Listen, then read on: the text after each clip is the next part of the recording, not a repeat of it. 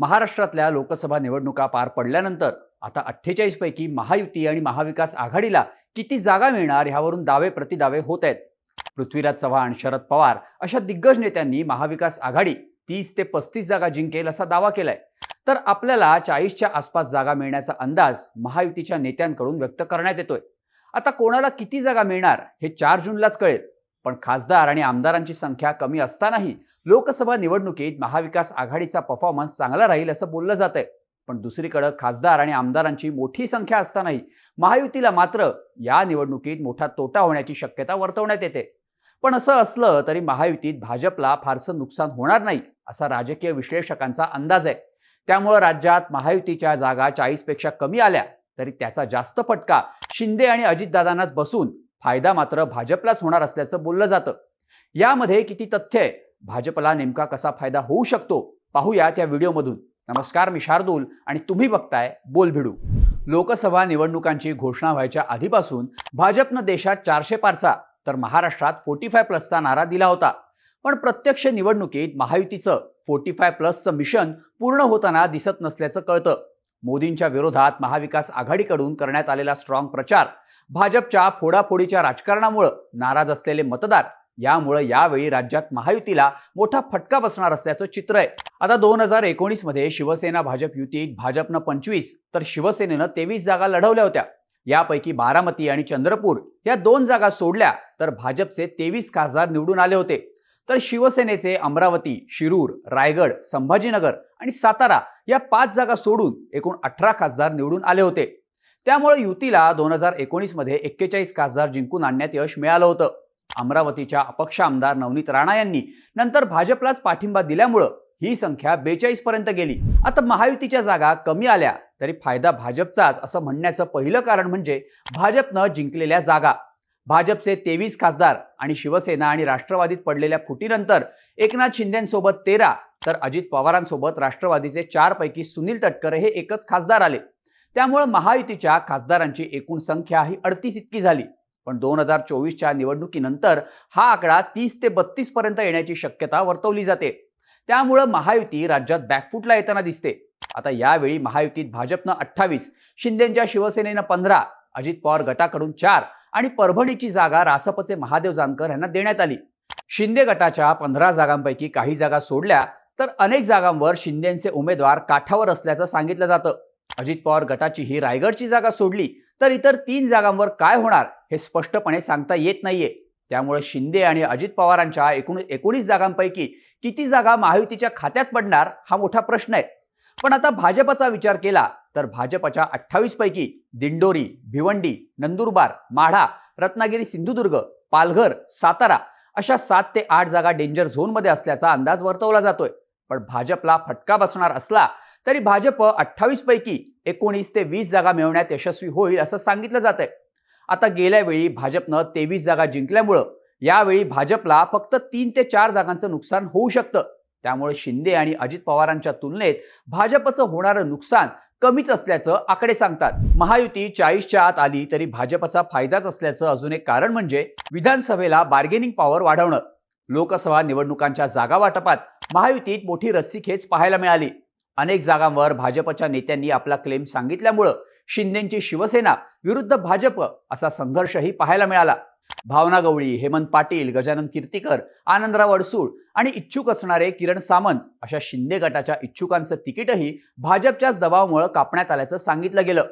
इकडे आपली ठाण्याची हक्काची जागा मिळवायलाही शिंदेंना शेवटपर्यंत प्रयत्न करावे लागल्याचं दिसलं.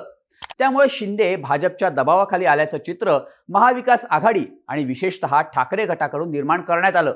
भाजप शिंदेंच्या जागा खात असून शिंदेंना फक्त एक आकडीत जागा मिळतील अशी परिस्थिती सुरुवातीला निर्माण झाली होती. शिवसेना फोडून ज्या शिंदेंना सोबत घेऊन भाजप सत्तेत आली त्या शिंदेंची गळचेपी करण्याचा प्रयत्न भाजप करत असल्याचा मेसेज लोकांमध्ये जायला लागला. पक्षफुटीमुळे आधीच भाजपवर नाराज असलेल्या मतदारांची आणखी नाराजी ओढावून घेणं हे निवडणुकीच्या काळात भाजपला परवडणारं नव्हतं. त्यामुळे नंतर भाजपनं जागा वाटपात नमतं घ्यायला सुरुवात केली. भाजप 30 ते 32 जागा लढवेल असं सांगितलं जात असताना भाजपला मित्रपक्षांना जागा सोडण्यासाठी 28 जागांवर समाधान मानावं लागलं. पण लोकसभा निवडणुकीच्या निकालानंतर काही महिन्यांतच राज्यात विधानसभा निवडणुका होणार आहेत. त्यामुळे या निकालांवरच महायुती आणि महाविकास आघाडीचं जागा वाटप अवलंबून असणार आहे. यामध्ये जो चांगली कामगिरी करेल त्याच्या पारड्यात विधानसभेला जास्त जागा पडणार आहेत. महायुतीत शिंदे आणि अजित पवार गट विधानसभेला जास्तीत जास्त जागा मिळवण्यासाठी आग्रही असणार असं बोललं जातंय. 2019च्या विधानसभा निवडणुकीत भाजपनं 288 पैकी 152 तर शिवसेनेनं 124 जागा लढवल्या होत्या. पण यावेळी शिवसेनेसोबतच अजितदादांची राष्ट्रवादी महायुतीच्या जागा वाटपात भागीदार असणार आहे. राष्ट्रवादीत फूट पडल्यानंतर लगेचच अजित पवार यांनी 90 जागा लढवण्याचा दावा केला होता. विधानसभेला किमान 80 ते 90 जागा राष्ट्रवादीला मिळाल्या पाहिजेत.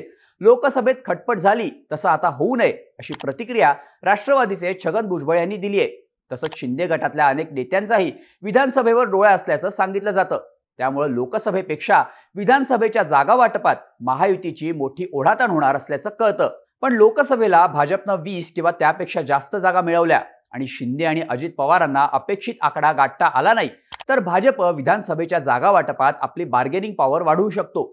जिथे भाजपची उमेदवारी प्रभावी आहे, जिथले इंटरनल सर्वे भाजपच्या बाजूने आहेत, तिथल्या जागा मित्रपक्षांना सोडायला भाजपचे पदाधिकारी आणि नेते तयार होणार नाहीत अशी शक्यता आहे. त्यामुळे लोकसभेच्या प्रगती पुस्तकावरून विधानसभेतल्या जागा वाटपात भाजप जास्तीत जास्त जागांवर क्लेम करू शकतो. ठाकरे आणि शरद पवारांना असलेली सहानुभूती यामुळे शिंदे आणि अजित पवारांनाही भाजपसोबत विधानसभा लढवण्याशिवाय पर्याय नसल्याचं राजकीय तज्ज्ञ सांगतात. त्यामुळे विधानसभेला शिवसेना आणि राष्ट्रवादीला भाजपसमोर नमतं घ्यावं लागू शकतं. अर्थात असं झालं तर या दोन्ही पक्षांमध्ये नाराजीची मोठी फळी निर्माण होण्याची शक्यताही नाकारता येत नाही. जे राजकीय महत्वाकांक्षा ठेवून शिंदे आणि अजित पवार यांच्यासोबत आलेत, त्यांच्या महत्वाकांक्षा पूर्ण झाल्या नाहीत तर ते वेगळा निर्णय घेऊन कधीही परतीचे दोर लावू शकतात. त्याचा जास्तीत जास्त फटका हा एकनाथ शिंदे आणि अजित पवार यांनाच बसू शकतो. त्यामुळे ही सुद्धा भाजपच्या पथ्यावर पडणारीच बाजू असल्याचं सांगितलं जातं. भाजपचा फायदा होऊ शकतो याचं तिसरं कारण सांगता येईल ते म्हणजे भाजप एकला चलोची भूमिका घेऊ शकतं. महाराष्ट्रात मवियाचं सरकार स्थापन झालं त्यानंतर विरोधात फक्त भाजप होती. देवेंद्र फडणवीस यांनी मविया सरकार विरोधात रान उठवून गृहमंत्री अनिल देशमुख यांचा राजीनामा घेतला होता. मात्र त्यानंतर झालेल्या सगळ्या तोडाफोडीच्या राजकारणात भाजप सगळ्यात जास्त डॅमेज झाली. ज्यांच्यावर आरोप केले त्यांनाच सोबत घेतल्यानं भाजपच्या कार्यकर्त्यांमध्ये मतदारांमध्येही नाराजी असल्याचं चित्र निर्माण झालं.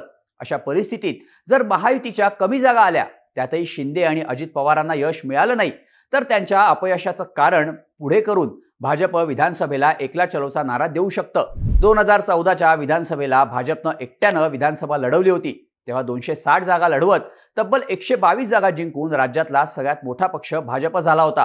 हेच 2019ला युतीमध्ये लढत 152 लढवून 105 जागा भाजपनं जिंकल्या होत्या.